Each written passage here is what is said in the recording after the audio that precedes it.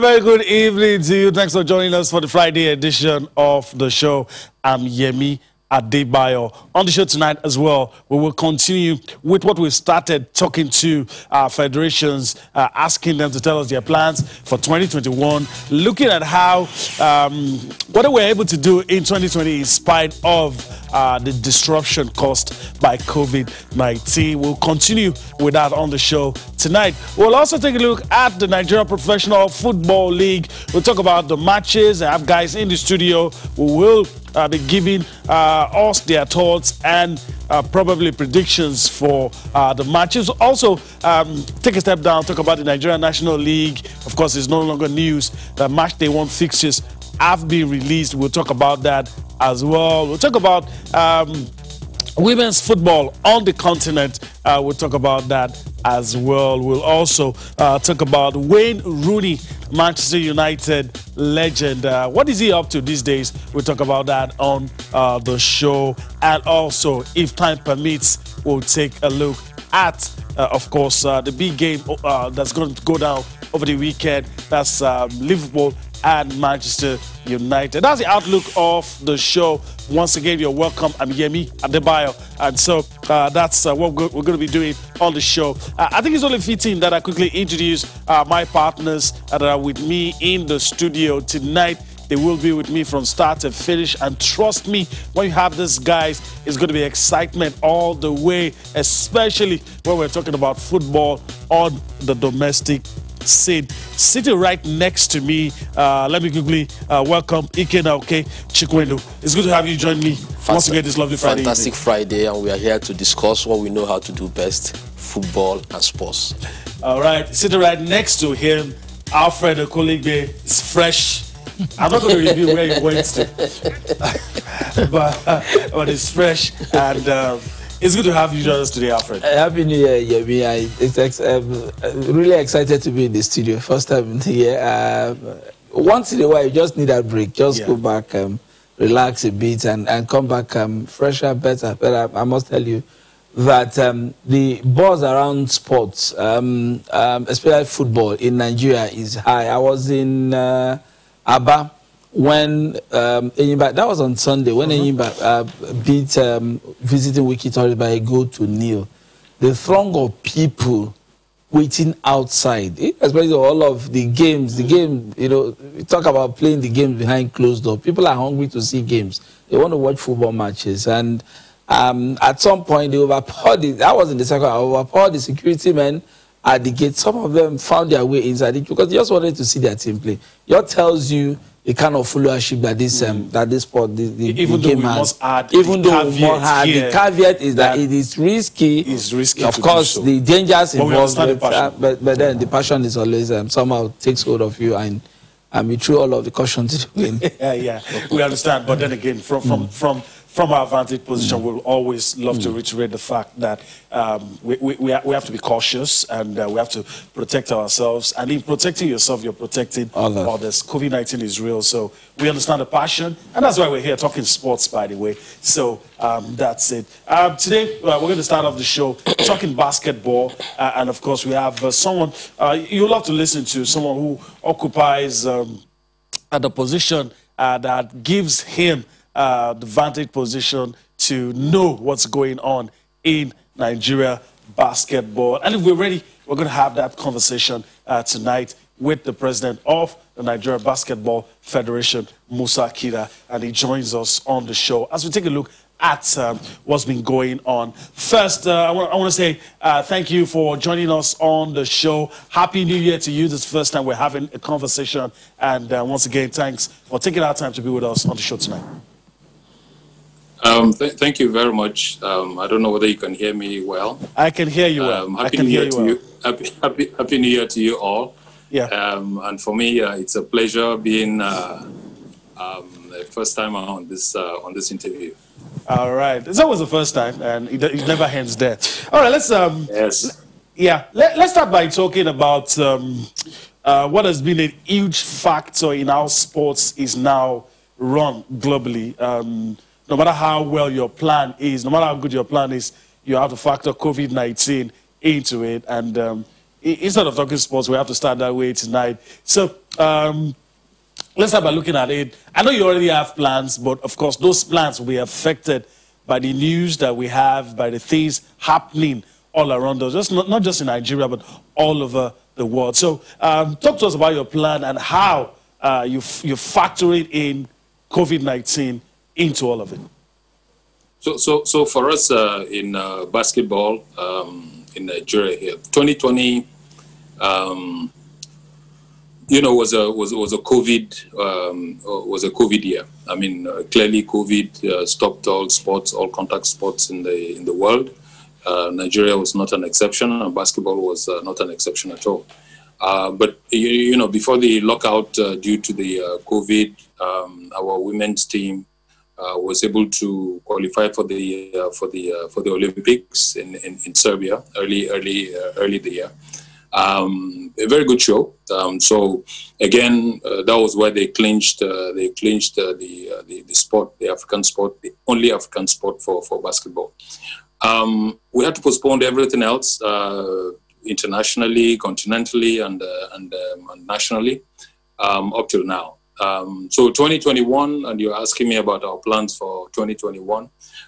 We've drawn out all our plans again, but you can see by the grace of COVID, everything else is starting to be put on hold again. We're in contact with our stakeholders, with the clubs who we wrote in November, telling them that if things went well, that by now actually we should hit the ground running. We have spoken to our sponsors of Division 1, Division 2, the Total Division 1, Division 2 Basketball League. That's our big signpost for grassroots development. Telling them and intimating them, of course, that we're hoping that the COVID will allow us, or we'll put in place some kind of very strict protocols that would allow us to play the leagues. Nationally, our women are not left out too. So we are in very deep discussions with Zenith Bank, who have also told us, yes, they understood why we didn't do anything last year.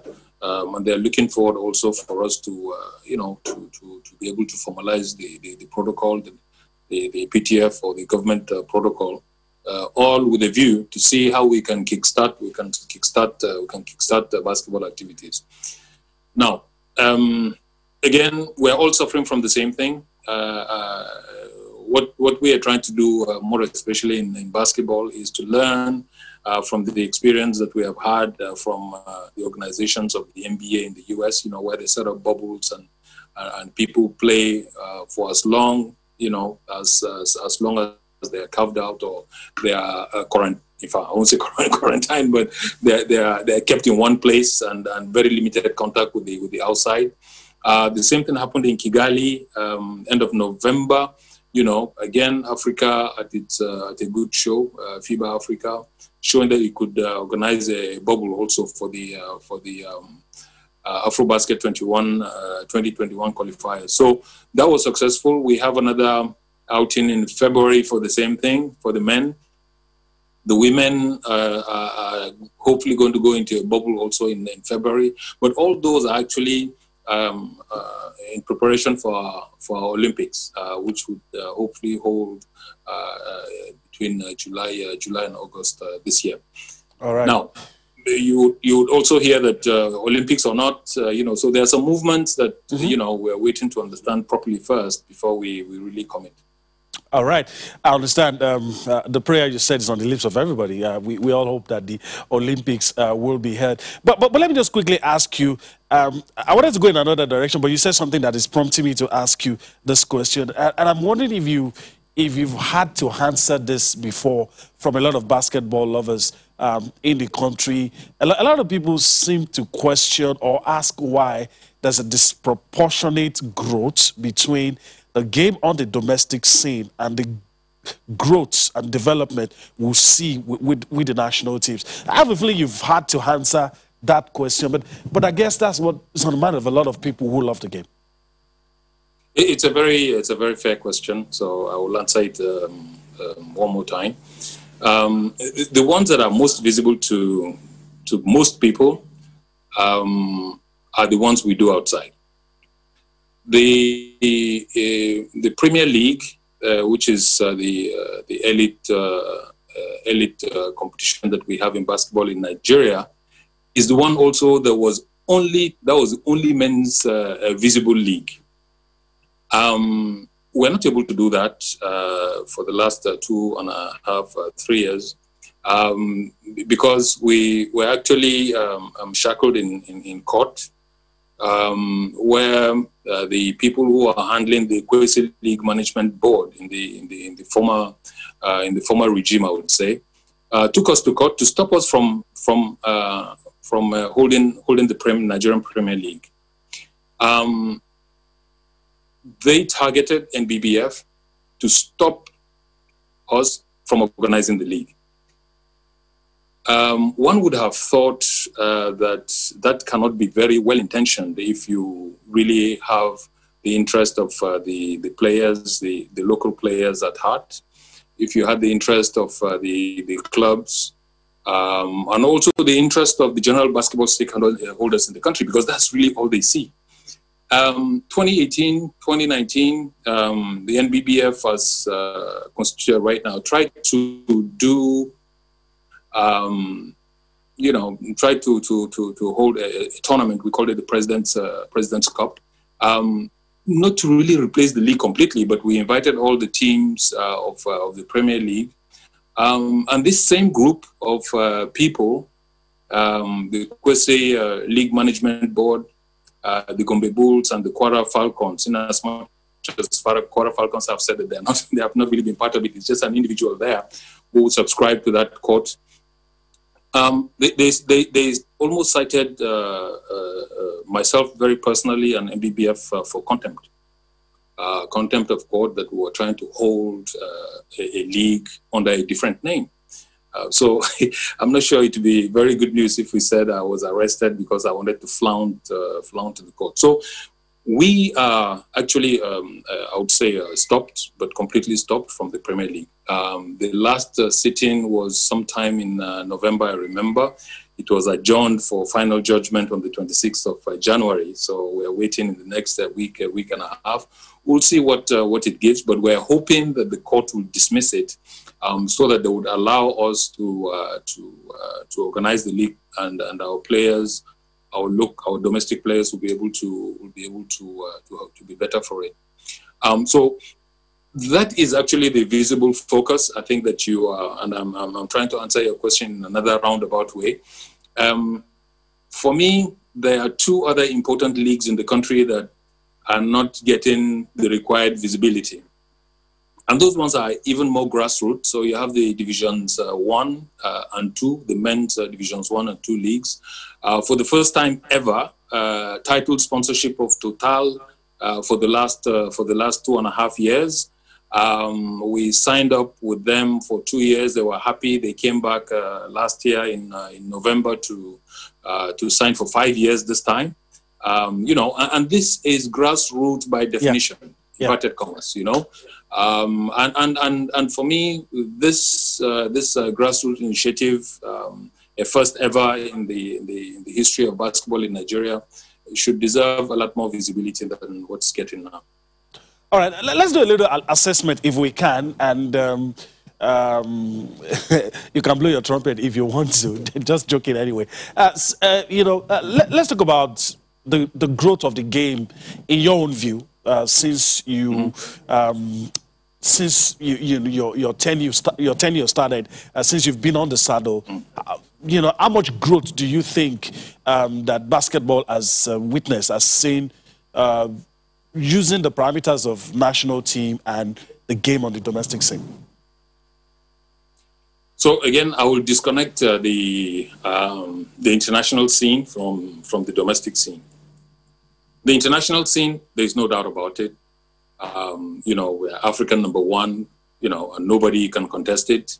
On the international scene, for the first time, our women's team went to a World Cup, and not only won one match, which was never in the history of our participation in the World Cups before, an African country winning even a match in that kind of tournament. But our girls went all the way to quarterfinals and ended up 8th in the world. Now, these are people who are ranked in the 30s, you know, I think 33 or something like that before we went into the World Cup. So those strides, I would say, are very monumental. They are very historic, and we cannot ignore them. In fact, FIBA gave the MBBF an award for the best developed basketball. Best, how would I put it, best improved basketball, women's basketball country in the world. And they did that at the International Congress that was held in Beijing. Very proudly, I took the award for the country. And the women went ahead to clinch their slot in the Olympics. So yes, we've been for the Olympics, it's true.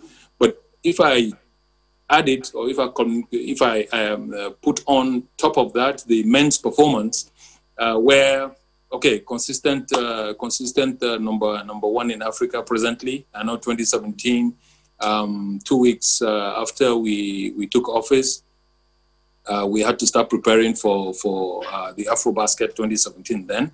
We played in the finals, so we didn't win. But right after that, we never really lost any particular game. In fact, our men's team was the first team in the world to qualify for the World Cup that we played in China. Again, in China, great showing.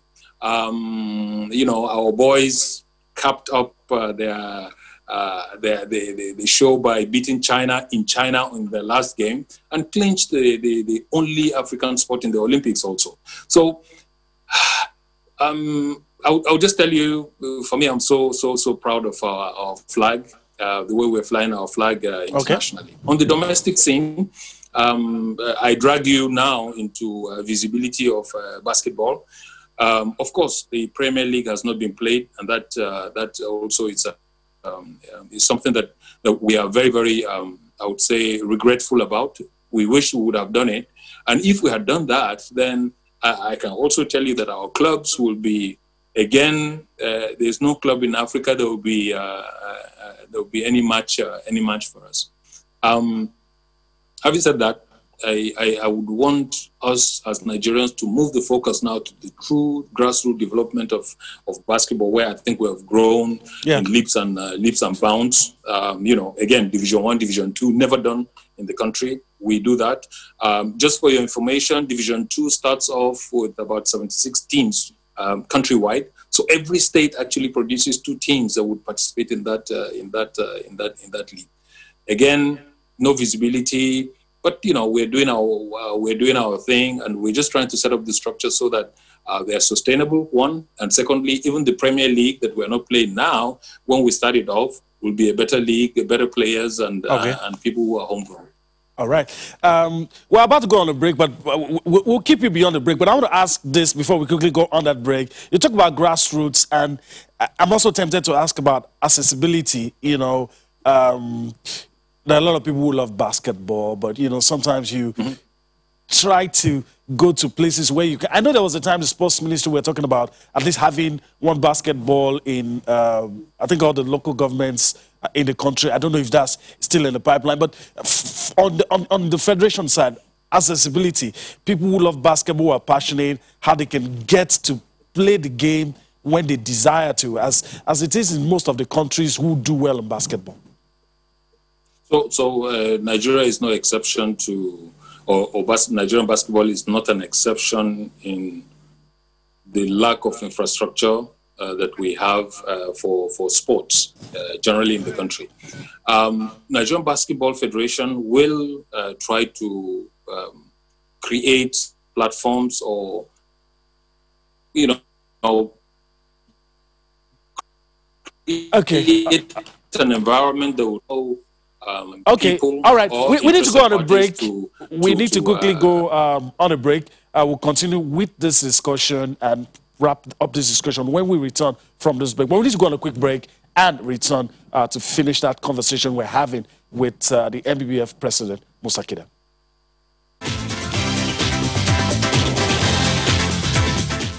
All right, welcome back. We still have the president of the MBBF with us, Musa, and we're having a conversation on basketball-related issues. All right, let me just come back to you quickly. We're pressed for time, but I want you to finish up on what you were talking about before we went on that break, issue of accessibility and whatever plans you have to, cancel that out and, people have more access to basketball courts, coaching, and some of the other things that would make, that would, increase the level of interest in the game in Nigeria. So let me just, you say we're pressed for time, but we are partnering with the very laudable idea and a recommendation of the Federal Minister for Youth and Sports, who said, and we are trying to put in place a format now for it, that would create one facility per senatorial district throughout the federation. So that makes it a total of about 109 visible courts, that will be set up under this initiative. So that alone, again, if you count the numbers, is 109 in addition to what we have. So yeah, that's going to be part of our trust for this year.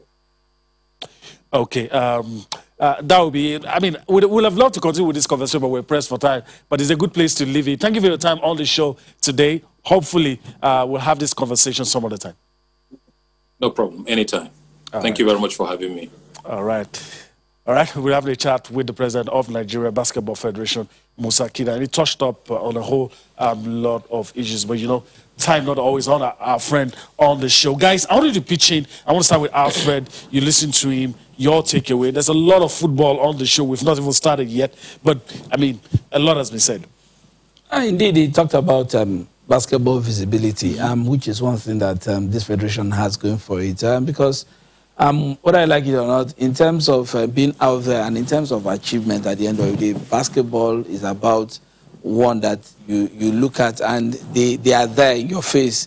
The FIBA competitions, Nigeria is the only country on the continent to put two teams that are going to the Olympics, the male and female team, and it speaks volume. Of course, the association has its own internal problems. The issues we know, those orchestrating we know, and I think it's time. It's about time that we look at the interest of the players, especially players that play in Nigeria, come together, find a common ground, and resolve this issue. It's lingered for to find out that a whole generation of players who pass through the system without playing Premier League basketball in Nigeria, and that's not good enough.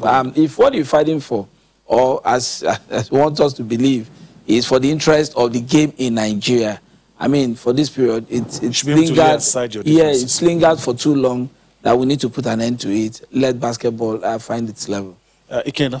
I think I can say this is golden era for basketball in Nigeria. This moment, you see what happened in the last draft in the NBA. How many Nigerian guys, the Warriors, got drafted into different teams.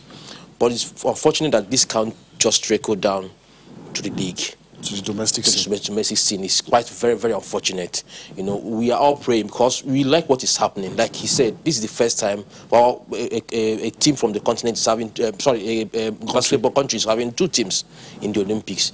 And like he said, if you watch how the female team have progressed over the years, you can see that improvement. And I'm not surprised that we are given that award.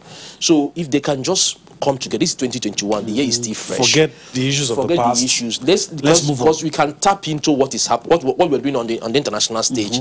Let's tap into it and come back home and develop this game. Having 109 basketball courts is a lot. It's an improvement. It's a step towards if you can get it done. If you can get it done. So, but you can't have it when your house is not in order. Yeah. It might not work. So let them come together and resolve this issue, and it will be better for everybody.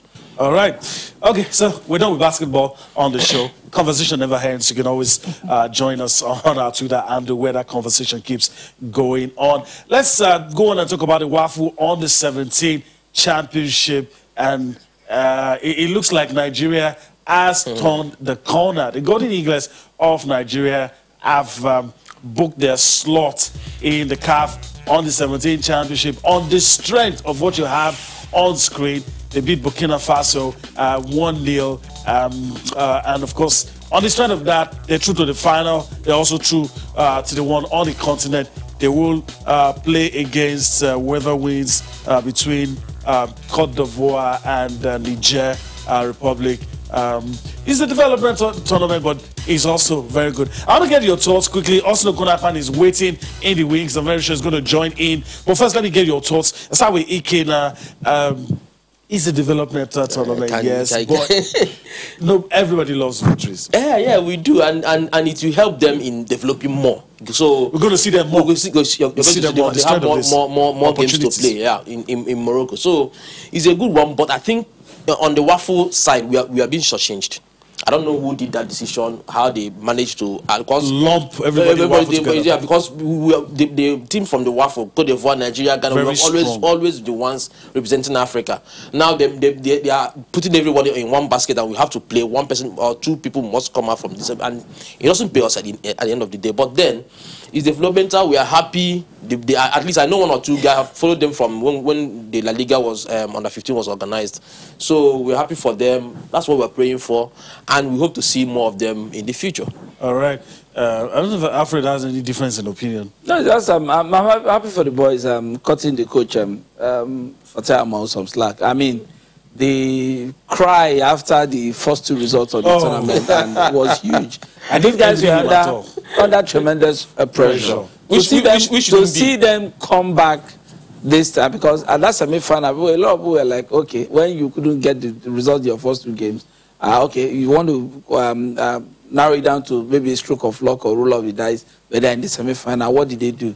Beating Burkina Faso, one of the favorites, beating them by a goal to nil. I think those guys, they deserve all the encouragement they can get, because if they fail, just like they did, just the small hiccup that they had, they would have seen the reaction for a lot of people. For them to still turn this corner, I want to really commend the boys for doing it. And I mean, when you get to the final, it's anybody's game at this point. Now they have an opportunity to improve on the craft, just like you guys mentioned. Improve on the craft, go in there, know that they have what it takes to show the world what they can do. And like you said, it's a development tournament. We hope to see some of these guys, because the success of this is to get 1, 2, 3 players at the top and still see them 10 years down the line. Down the line, still playing their game. The Victor Osimhen of this world, the Kelechi Iheanacho pass through this even this though, route. Unfortunately, because of COVID-19, we're not going to see them beyond the continent, but at least they still get the opportunity. But it's a big stage. No, the continental level is a big stage. When you get it, it's something to really celebrate. All right, and we also played with the NFF to ensure that no matter what happens, take care of these boys and ensure progression.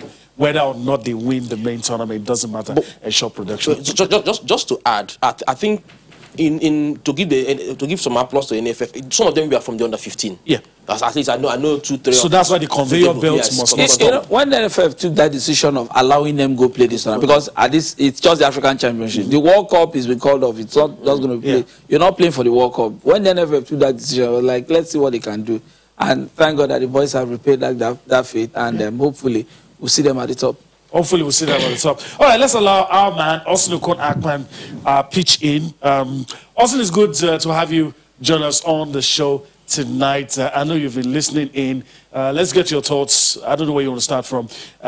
We're past the basketball now, but we're talking about Wafu now, and the boys' first win, and with their first win, they're through to the final of the Wafu on the 17th championship.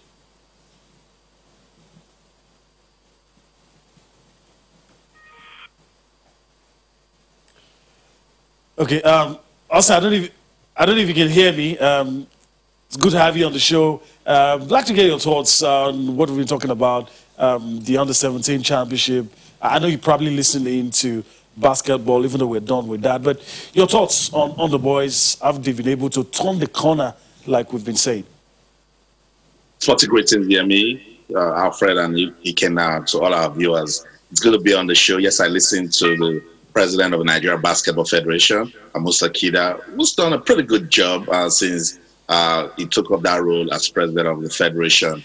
I love the question of wanting to see the same level of development that was seen with the national team basketball and league basketball.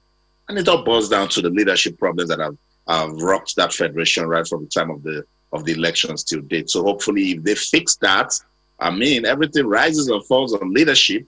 If they fix that, then definitely we're going to see 360 degrees win for basketball in Nigeria because they're actually doing so well. Back to the Golden Eaglets and the Wafu, a fantastic result for them today against Burkina Faso. When I spoke to the guys in the morning, I reminded our viewers of how much work Burkina Faso has done for grassroots football development. In the last 5 years, that's been their focus. And if you see the way they shape their team is shaped, you will know that they are actually doing a lot of work. Huge relief for Fatah Amo and his team. They lost 1-0 to Cote d'Ivoire, drew 1-1 with Ghana, and now they've beaten Burkina Faso to make it to the final and also qualify for the under-17 AFCON. The guy that is always preaching no pressure for grassroots and the age grades teams. But this is a good one for Nigeria because the Nigeria Football Federation, they've made a promise. They've pledged to support the under-17. Now they have qualified for the AFCON. This gives us an opportunity to see the NFF fulfill that promise. And I've always said this. There must be a policy statement on grassroots football development in Nigeria. Building from the bottom to the top is very, very important. And it's delicate. I mean, I tell you why you need to guide it is because you work with a whole lot of persons, including parents. So you work with academies, you work with different programs, you work with club size, the feeder teams. You work with even the Channels International Kids Cup. You work with organizations that are sponsoring grassroots football. So it's, in the end, you bring together a holistic perspective that will make you reap what you sow. So I like that charge you gave to the NFF. Don't abandon this team. See ways that you can keep them together. Shout out to Barrister Sheyi Akira, who is in charge of youth football. I know of a lot of policies and plans they are trying to put in place. They need to do more. You cannot mention some of them came out from the under-15. There was a time where the MPF under-15 promises to where club sides got to bring their feeder teams. All of this will help. It's development, which is a gradual movement towards advancement. All right. Thank you, Austin. Stand by. We're going to the Nigeria Professional Football League now. Let's take a look at the fixtures and allow the guys to look through it. And, of course, we'll get your thoughts too as well, Austin. But first, let's look at the fixtures. And there you have it. MFM will take on the Rangers. This is going to be a huge one. Enyimba and Kano Pillars easily pick up the pack for me. And that's why United up against Katsina United. Plateau United will face Adamawa United. Rivers United up against Heartland. FC Fanyuba up against Abia Warriors. Lobby Stars will take on Dakada for size. Sunshine Stars will square off with Warri Wolves. Aqua United and Wiki Tourists will battle it out. Then Jigawa Golden Stars will face Kwara United. All right, how do we do this? Okay, let me start with Alfred. I want us to take turns in looking at this. I want to start with you. I don't know where you want to start from. I'll give you a chance to look at three matches you feel we should be watching out for. Well, Enyimba International against Kano Pillars in Aba. My Kano Pillars team have really shown that this season they a bit more difficult to beat. Of course, you recall that at some point they won the league back to back, and this time around there. But Enyimba will try to come back from that result that they had. Embarrassing result. It was an embarrassing result. It was a game from start to finish where Heartland just showed the will.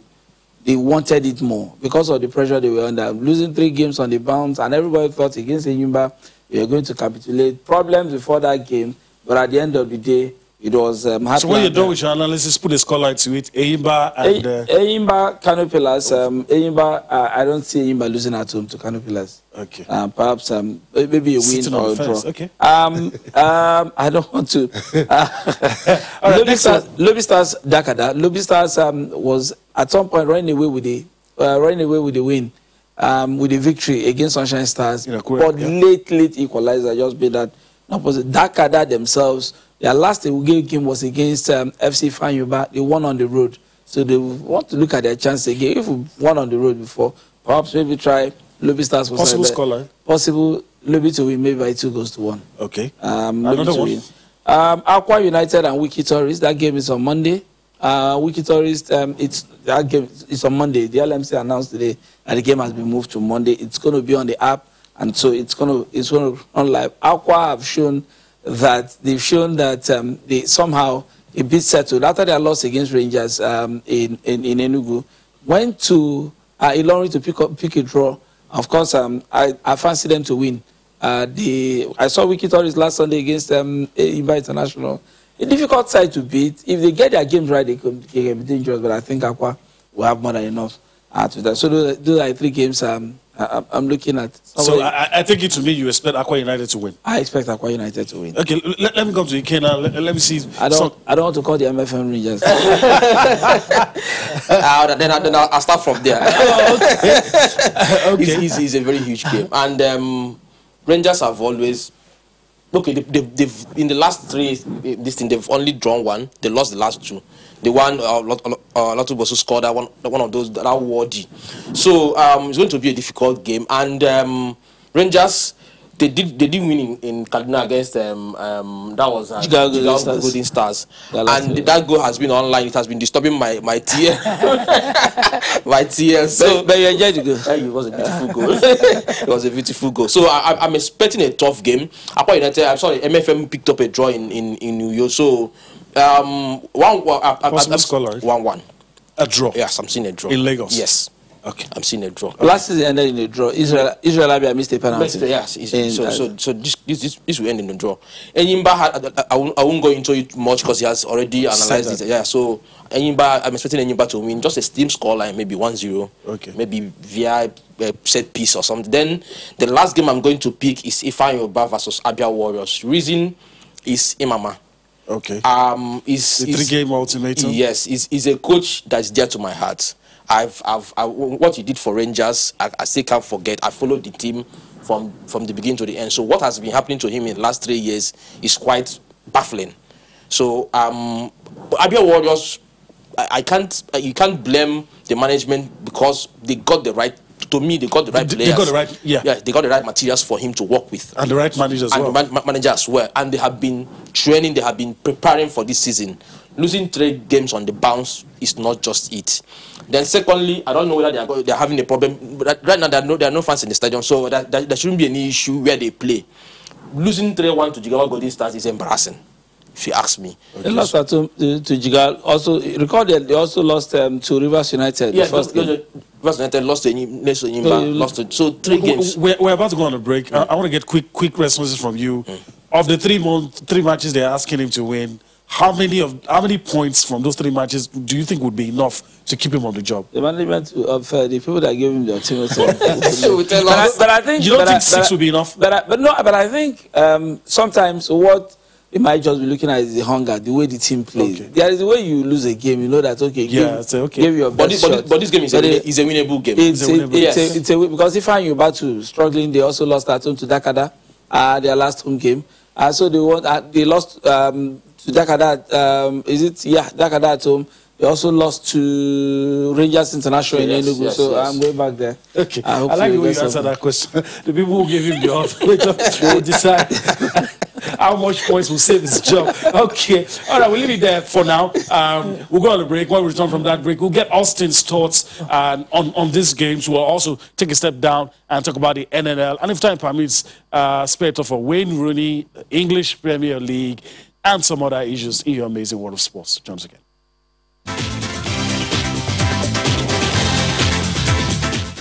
All right, welcome back. We have Austin Okon-Akpan with us, and let me go straight to him. Austin, I really don't like doing this, but we're pressed for time. But in a minute, if you can, tell us, probably a game you think we should watch out for, possible scoreline, you think?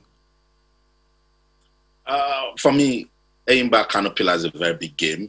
I'm still yet to see the sort of quality that is expected from Enyimba this season. So it will be good to see them bounce back after that loss to Heartland.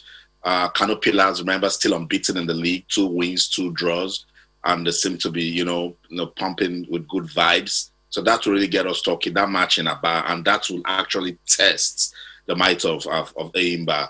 In Lagos, MFM Rangers, I'm sure a lot of persons will be looking up looking forward to that match also, and I'm sure that's why Africa cannot even make a prediction, because it's a very pretty difficult one. I think 2019 was 1-0 in favor of MFL. Sometime they played goalless, so it's going to be a very tight one. But I hope that game gets a winner. But if I'm to make a brave call tonight, I think Kano Pillars will either get something in Aba or win that match. All right, I'll write that down. Trust me, I'll write that down. Austin's not my friend anymore. Ikena says you're not afraid anymore. So I'll write that down. If it turns out to be true, good. If it doesn't, maybe you eat the humble pie. All right, let's go on quickly. The NNL, Nigerian National League. Let's take a look at the fixtures. I'll do my best to run through this. Everything starts on January 31. Fixtures have been released. Let's start from Division A1 and look at the teams in Division A1. Quite a few teams in that, and there you have it. Let's just see the fixtures in EFCC up against FC Taraba. NAF Rockets take on Mighty Jets. Oil Sports take on Green Berets. Rapara up against Gombe United. Shokoto United up against Aklo Sandy. Let's go to Group A2. 92 Niners will take on Real Stars. Road Safety will take on ABS. DMD take on Kogi United. Malum Fashi takes on Sanfara United. Kebbi United takes on Yobe Desert Stars. We go to Division, the next division, there you have it, B1. You have matches to be played there. You have Go Round take on Akajibi. You have Stationary Toss up against Giant Brillas. Shooting Stars up against Calabar Rovers. These are matches we used to watch in the top flight back in those days, but they are down there these days. Still in B1, Dynamite up against Ekiti United, Delta Force up against Van Dresser. We've been told that they'll be playing in Lagos now. Nilayo FC will also trade tackles with Lewi United. And of course, Joy Comet will be up against Gateway United. Crown FC up against Josie. JR Tete up against Abia Comets. These are some of the matches that will be played on match day 1. You have Apex Crane, will take on Bayelsa United. Remo Stars take on Gutski. Then Ibom Youth will take on One Rocket. What a name. One Rocket. All right, so that's it. Fixtures for match day 1. We're pressed for time. We'll be able to talk about all of these things. We'll talk about them later. Austin, before we let you go, let's get your thoughts on this one. Quickly, Morocco to host 2022 African Women's Nations Cup. It's good to see that in spite of everything happening, we're looking to the future and planning ahead, and hopefully there'll be no more disruptions. Hopefully no more disruptions, So shout out to the North Africans for stepping up for Africa. And I've said this, and I'll say it again, until West Africa learns what those guys in North Africa they're doing, they should just take all the African competition to them. They do a fantastic job. They've got the infrastructure. They've got logistics on points, So I was pretty excited when I heard that going to Morocco. Shout out to the Super Falcons. They go there in 2022 and prove their supremacy. But no West African country should start coming up to say, oh, why is it this? Why is it that? It is what it is. They've got better infrastructure. They're more organized. And that's why we'll keep taking competitions to North Africa until we wake up.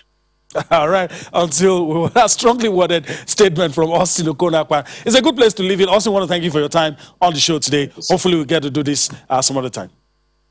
Thank you so much, Yemi. Good to be on the show. All right, guys, we're pressed for time. I don't know if you share Austin's thoughts quickly as we go. Strongly worded statement. West African countries need to really stand up and probably learn a thing or two from our North African neighbors. Well, it has to do with the economics and being organized. You look at the economies down here a bit stronger. Nigeria used to lead when it comes to all of this. We're always bailing calf out. Yeah, but these days, that's South Africa too at some point, but South Africa has withdrawn of late. Of course, you know that even this period of COVID and the rest of them, the continent has taken a hit financially. Serious hit, and so everybody will want to really assess the situation, whether they want to take this kind of project or not. So if Morocco wants to, of course, they have the financial muscle to do it. All right. Why not? Okay, Ikena, as we go. It's a good one. This is the first time he's going to North Africa, right? So it's a good one. We want to see what's going to happen over there. And like he said, once again, we'll go there at least prove our supremacy. So it's a good one. And thanks to Morocco for stepping up to bail out CAF. All right, stepping up to bail Africa. Well, that's the show for tonight. I want to thank the guys in the studio, Alfred Okoligbe, Ikena Okechikwendu. I want to thank you guys. Always a delight having you with me on Fridays. Thank you very much. All right, Osno Konakwan was with me earlier. I also spoke with the president of the Nigerian Basketball Federation, Musa, Akira. That's the show for today. We'll be back here again next week. I'm Yemi Adebayo. Bye-bye now.